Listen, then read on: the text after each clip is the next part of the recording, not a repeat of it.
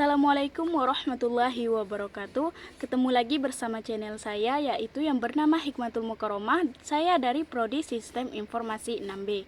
Nah, pada kesempatan kali ini kita akan bikin analisis buffer pada aplikasi QGIS. Sebelumnya saya jelaskan dulu apa sih analisis buffer itu. Analisis buffer atau penyangga pada QGIS adalah proses geoprocessing untuk membuat zona area baru di sekeliling fitur spasial, yaitu ada titik, garis, atau poligon. Nah, dengan jarak atau radius tertentu. Ini berguna untuk memetakan wilayah jangkauan, area dampak, atau zona aman di sekitar suatu lokasi. Adapun konsep utama buffer fitur itu bisa berupa titik, yaitu fasilitas kesehatan, garis atau jalan atau sungai, atau poligon, area hutan, jarak atau radius, lebar zona, penyangga yang dapat diatur nilainya. Nah, contohnya yaitu 100 meter, atau 5 meter, atau 500 km. Nah, outputnya yaitu lapisan poligon, atau yang biasa disebut dengan vektor, baru yang mengelilingi fitur aslinya. Adapun fungsinya yaitu dalam perencanaan spasial. Analisis jangkauan menentukan area layanan fasilitas umum. Nah, misalnya pada radius jangkauan layanan puskesmas.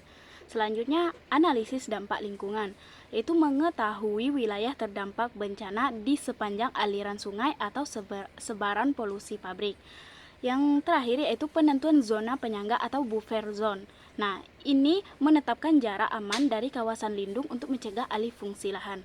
Baik, untuk langkah selanjutnya silahkan teman-teman lihat video tutorial ini sampai selesai ya. Langsung saja kita buka aplikasi QGIS-nya. Oke, buffer itu sering digunakan dalam analisis GIS, di mana misalkan kita akan mengetahui area di sekitar suatu objek. Nah, di sini kita sudah memiliki beberapa fitur, yaitu berupa garis, titik, maupun area poligon. Semisal titik ini adalah titik tower. Nah, misalkan kita akan menghitung jarak atau garis dari sekitar titik ini, langkahnya kita langsung saja klik vektor yang bagian atas ini, kemudian kita klik geoprocessing dan buffer.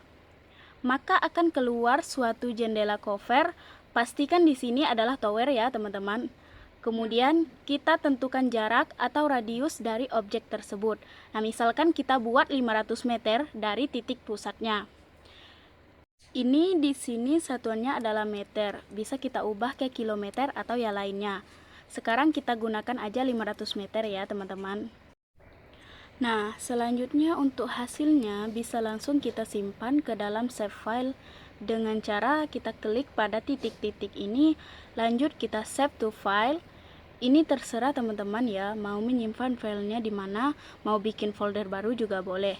Lanjut kita beri nama buffer tower 500 m atau 500 meter. Dan inilah hasilnya. Kalau kita turunkan area yang di tengah, maka itu adalah area buffernya. Oke, itu adalah buffer untuk titik. Sekarang gimana untuk buffer dari fitur berupa garis? Nah, seandainya kita akan melakukan buffer pada keseluruhan pada garis ini, maka tidak perlu melakukan seleksi.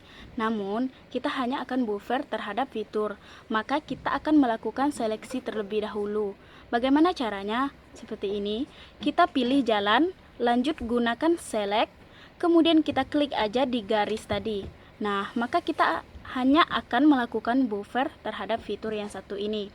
Langkahnya juga sama, kita klik vektor, geoprocessing, kemudian buffer. Semisal buffernya adalah 100 meter kanan kiri jalan tersebut. Jangan lupa, karena yang akan kita buffer adalah fitur yang dipilih tadi, maka select fitur, hasilnya kita masukkan ke save to file, kita beri nama buffer jalan 100 meter. Oke, kita save dan kita runkan.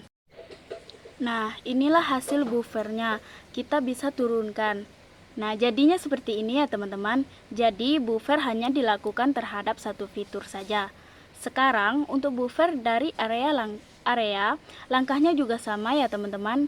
Kita klik vektor, lanjut geoprocessing, kemudian buffer, kemudian buffernya adalah 50 meter, beri nama save to file buffer landuse 50 meter.